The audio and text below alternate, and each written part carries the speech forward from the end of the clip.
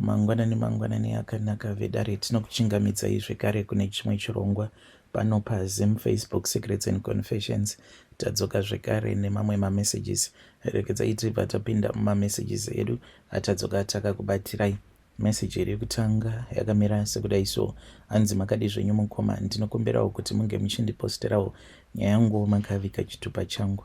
Ndauyawo pano neconfession yangu iyo yandiinayo. So mukomana she zvinhu izvi zvakatanga apo pandainge ndiri form 3, then amai vangu vakabva vazoenda neni kumusha, vakati vaenda neni kumusha kwavo, then vakabva vanditi vainge vachida kuti ndinge ndichidzidziswa like zvezvia zvechina Mwari naamai vavo. Saka gogo ava ivo vainge vachitogona kutodzidzisa vamwe vakadzi uye zvekare nekudzidzisa zvimwewo zvaunofanira kuti unge uchizoita kana wava mumba. We then returned back to Harare. Takazoti tadzoka zvedu kumba, even though like life was really good.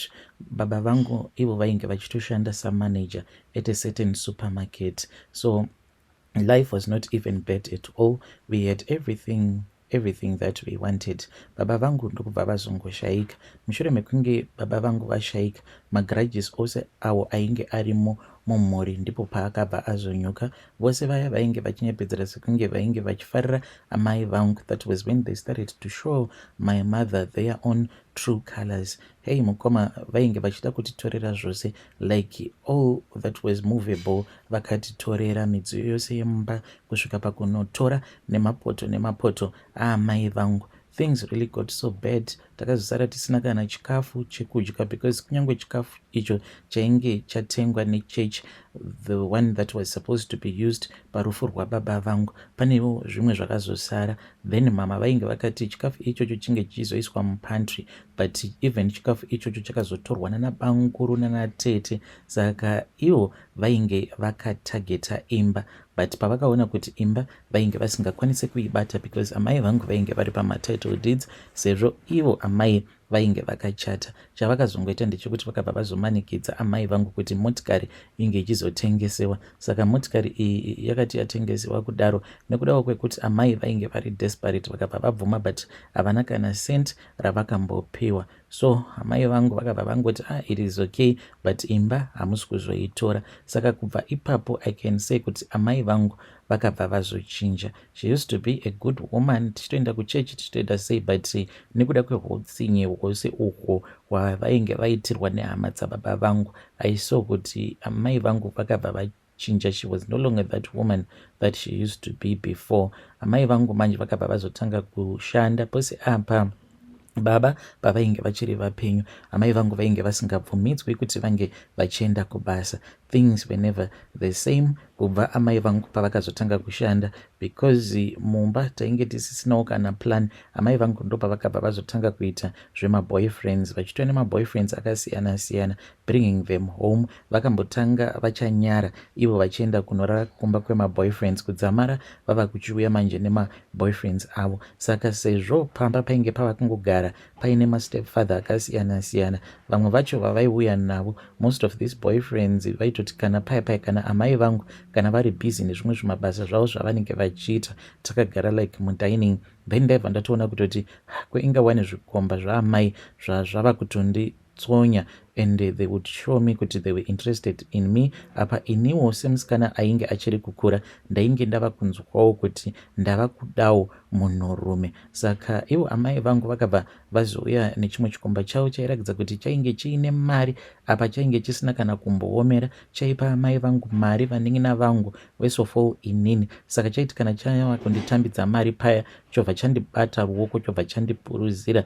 Chaiti kana chikadaro ndobva ndaita sekunge ndatorohwa nemagetsi. Chakabva chazongotanga kunditaimira ndichibva kuchikoro, chobva chazondipa lift, ndokubva chichindipa mari. After that ndokubva tazotanga manje kurara tose, because chaiti kana chikauya paya, then amai kana vazorara chaibva chazonditaimira, chobva chazouya kuspare bedroom kwangu, chobva chazorara neni, chobva chazondipa mari. By the time amai vangu pavakazofind out kuti ndo zvainge zvava kuitika, havana kana kumbotsamwa, vakabva vangomuramba mundarauya uya vakabva vati hazviko izvozvo zvekuti unorara neni then wobva warara nemwana wangu, ndokurambana kwavakazoita. But kwandiri havana kana kutombotsamwa, nditofungidzira kutoti vachatondirova ini, but havana kana kumbondirova kana kuita sei. Vakabva vangondipa a piece of advice, vakabva vati kubva nhasi ndava kuda kuti unge uchishandisa mapiritsi efamily planning, ndobva vatanga kutondidzidzisa kuti chii chacho chinombonzi family planning. So that is how inini namama vangu patakazotanga kushanda tose tichiita izvozvo zvechihure. And ivo amai vangu vainge vava kutoti kana vakabhukwa vachinzi kune kugochi kwavanenge vachifanira kuti vange vachienda, vaitoenda neni ende votonditsvakirawo boyfriend, tichitofara tose paya. Saka ivo vaitoziva kutoti musi wakati ndiri kutoenda kusleep over, ende dzimwe nguva ndichitoenda ndichitonozvitengesa muviri wangu kumaavenues, vainge vachitozviziva vasitomborina kana basa nazvo chete. Did not even care as long as ndichizodzoka paya ndichivarakidza mari, because ndo vaibva vazotora mari yacho vobva vazoshandisa for the necessary expenses, vobva vazongonditi ichitora unozvirukisa musoro, zvitengera mapedzi, zvitengerawo hembe dzako. So then there was this other man, because of my age, murume uyu akabva ati mwana iwe ndoda kukuroora. Murume uyu ndakangosangana nayewo mutauni, izvozvi zvokuti varume havadi kupfuurwa nemadress. Saka murume uyu takangosanganawo mushopu, munhu ava kutondipa pressure, ndakuda ndoda kukuroora. Ndikati aikaka munhu uyu angatoti aroda kundiroora ne1 day. Ndikabva ndati it is okay. Takazoti tabuda panze peshopu, ndokubva ndazoona kuti ainge atori nemotikari yainge yakatonaka.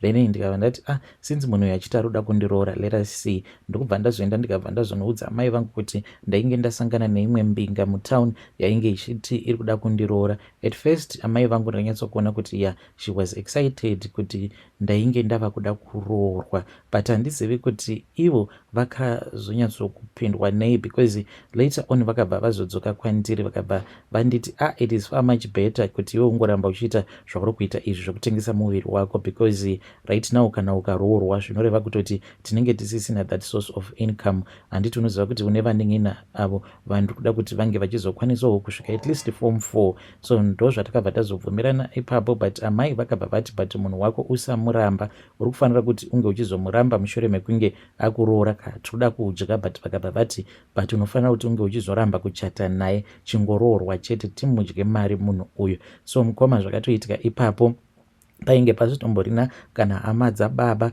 ende amai vangu vakangodaidza hama dzavo dzedziya dzavanongokontrola, ndo dzainge dziripo. Then dzimwe hama dzaamai ndo dzakatonyepedzera dzikaita sekunge ndidzo hama dzekwababa. Saka everything was just done in secret. Ndokubva ndatobvisirwa paya, ende amai nedzimwe hama dzainge dzabhadharwa kuti dzinge dzichiacta as if ihama dzababa dzakabva dzaita kuomesa zvezviya zvokuti ava vakwasha vaiti vachizama kunegotiata, vachiramba vobva varamwa, vobva vati saka chimbodzokerai nemari yenyu. Ende vakabva vatoti kutoti titi zveshuwa takugamuchirai mumusha, muri kutofanira kutoti munge muchitombokavha zvezvekutoti vanhu vainge vachida kutongoita mari ne1 day, because vainge vachiziva kuti zvinhu zvacho zvainge zviine kachitsotsi mukati. Ndo pandakabva ndazoroorwa paya. Ndakati ndaroorwa ndisati ndaenda kunogara nemurume, amai vangu vakabva vazoenda neni kune imwe n'anga. Saka n'anga iyi yainge ichigara muWaterfalls, ndobva tazoenda kuya amai vakabva vazopiwa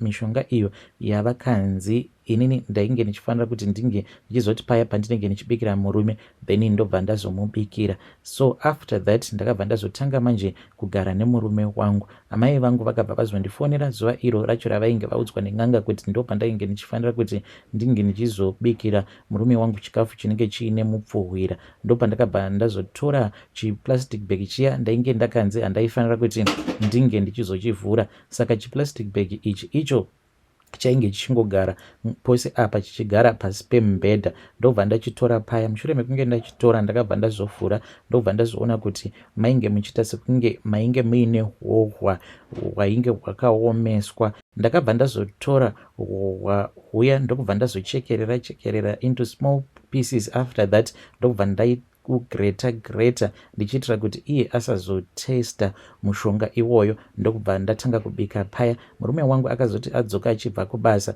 ndokubva ndazomupa, ndokubva azodya tikatoenda zvedu kunorara. Ndokubva tatoita bonde redu ndokubva tarara. Saka takati tarara paya ndainge tatobatwa nehope, ndokubva andimutsa akati handisi kunzwa bho. Then ndikabva ndati kochii, akabva atotanga kutorutsa paya. Akangoti atanga kurutsa ndipo pandakabva ndafonera amai vangu. Amai vangu ivo vakabva vanditi waudza hama dzake here? Ndikabva ndati kwete, handisati. Ipapo murume ainge ava kutoita sekunge munhu ainge ava kupenga. Amai vangu vakabva vanditi usaudza hama dzake, ndiri kuuya. Amai vakabva vazodhaivha ndokubva vazouya kwandainge ndichigara naye murume uyu, ndokubva vazonditi uyu ava kutopenga uyu, because iye manje aita kana akanditarisa aibva ati iwe unoziva zvawandiita iwe unoziva zvawandiita iwe. Manje kana ndikangofa uchaona kuti haufi wakawana rugare muhupenyu hwako, unozviziva zvawandiita ndiwe achiita sekunge munhu ava kupenga paya. Saka amai vangu vakabva vazotora mimwe mishonga iyo yavainge vakapiwa nen'anga iya yekuwaterfalls, then vakabva vazosanganisa mushonga uya muchibhaketi nemvura.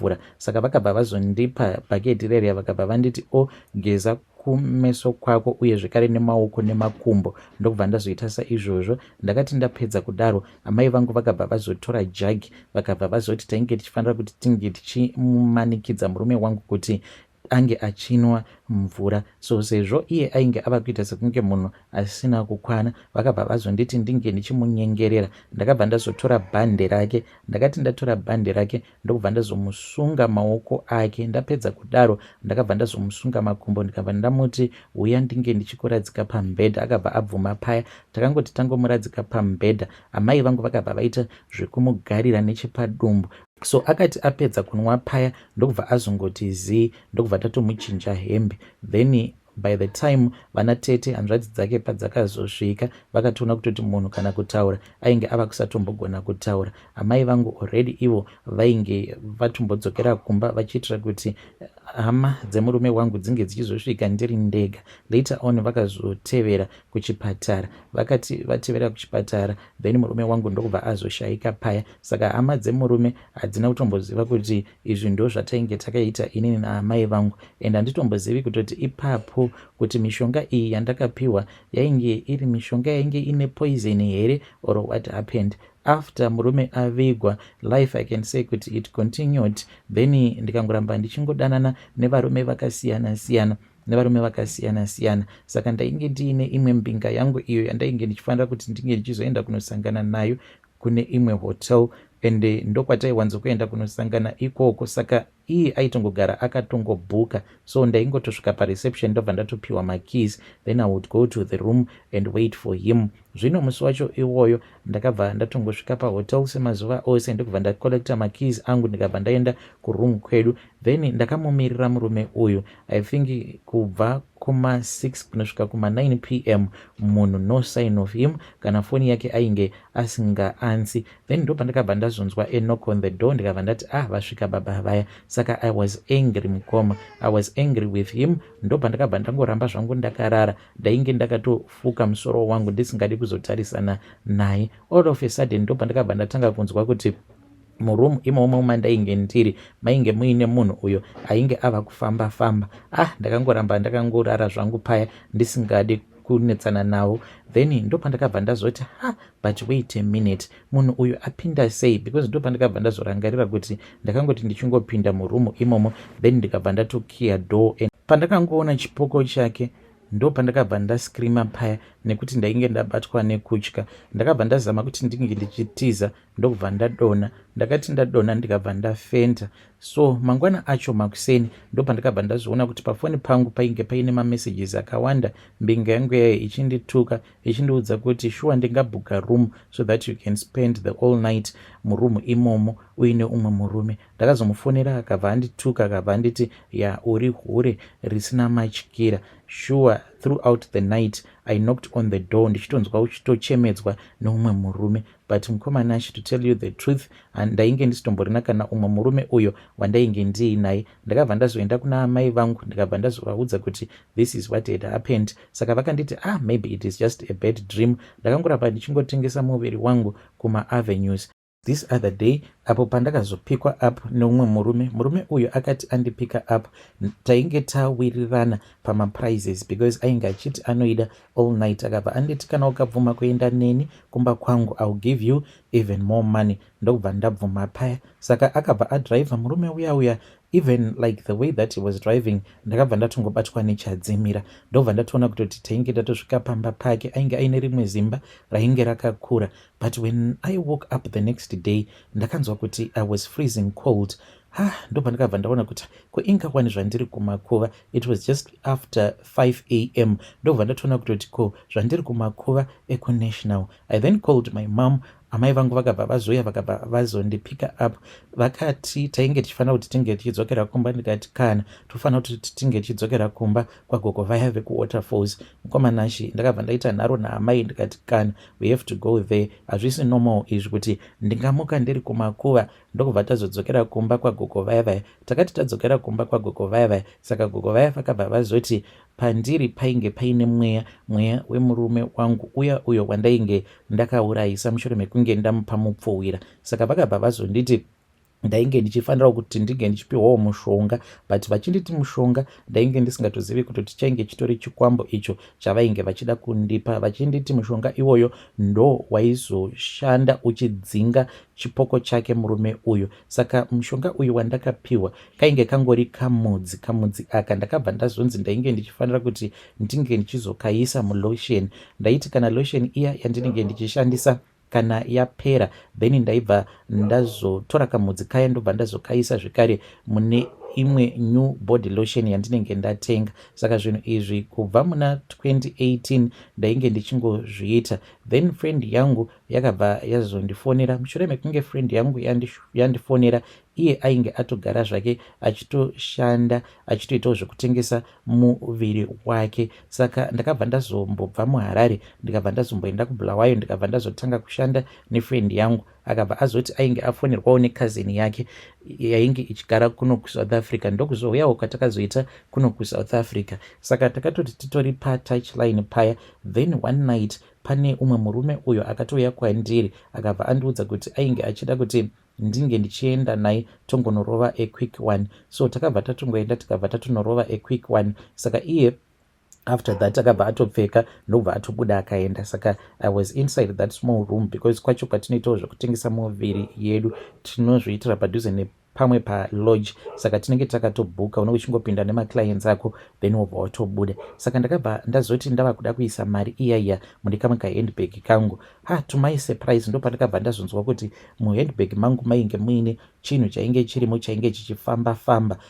Ndopandakabva ndazotora handbag riya ndikabva ndazovhura. Then ndikabva ndazotoona kuti mainge muine nyoka yainge irimo. Immediately ndakabva ndazotaura naamai vakabva vazoti vainge vachazofonera n'anga iyaiya. Usiku hwose handina kushanda because amai vainge vachiti n'anga yacho yainge isingabati phone. Then the next day ndopavakabva vazondifonera vakabva vazondiudza kuti gogo vaya ivo vainge vakati hanzi ndiwo mushonga wacho wavainge vakandipa. Saka mushonga wacho unopota uchishanduka kuita nyoka. So 2018 2021 handina kana kumbogara ndakazoiona zvekare nyoka iyoyo. Then mugore ra2022 there was this other guy uyo akandipika up akabva ati ainge achida kundibhuka for the rest of the night. Ndakabva ndazoenda naye kumba kwake.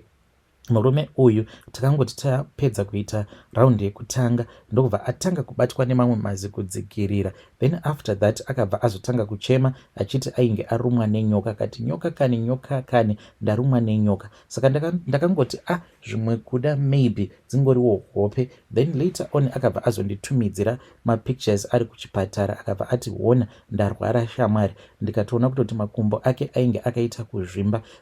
Ndikabva ndaona kuti makumbo ake ainge akazvimba. Then ndakangoti maybe it is just normal. Zvikabva zvaitika zvekare pane umwe face uyo akandipika up. Saka akabva ati iye ainge achida yekedero without any protection for a price. Ndikabva ndarara naye. A few days later ndokubva azofa. So since 2021 I can say kuti there are about 10 guys avo vandarara navo. Vose vandakarara navo vasingadi kushandisirana nenidziviriro, vose ivavo vakafa. So I then returned back home last year muna December, ndokubva tazoenda kumba kwagogo vaya vekuwaterfalls. Saka ivo vakabva vazonditi nyoka iyi sezvo iyo ichidawo kudya, ndokusaka ichizoti paya kana ndikasangana nemurume pabonde ndisingashandisira nedziviriro naye, murume iye anobva azofa, because nyoka iyoyo inobva yazongoramba ichingomuteverera ichimuyamwa sikarudzi yake. Saka izvi ndo zvinoitika kwandiri. Saka gogo ava ivo vari kunditi zviri nani kuti unge uchingotsvaka murume wekuti tinobva tazomugadzira waunenge uchigara naye like forever. Saka murume uyu iye basa rake rinenge ringori rekungoti anenge achingoyamwiwa sikarudzi yake nayo nyoka iyi. So ndiyo confession yangu iyi yandiinayo. Variko varume vanotochemera kugara neni, but ndinoti kana ndikangofunga kuti saka munhu kana ndikatanga kugara naye, which means kuti anenge ava kutongoshanda basa rekuti anenge achingoyamwa sikarudzi yake nechikwambo changu, ndinobva ndatonzwa mwoyo wangu uchirwadza. But ndo confession yangu iyi mukoma. Hei vedare, ndo message iyo yandakatumidzirwa ichibva kuna vanzvadzi vedu. Zvakangoma hazvo vedu we. Yeah, strange things indeed they do happen in this world. Ngatizame kuti tinge tichitaura navo vanzvadzi vedu ava mucomment section yo.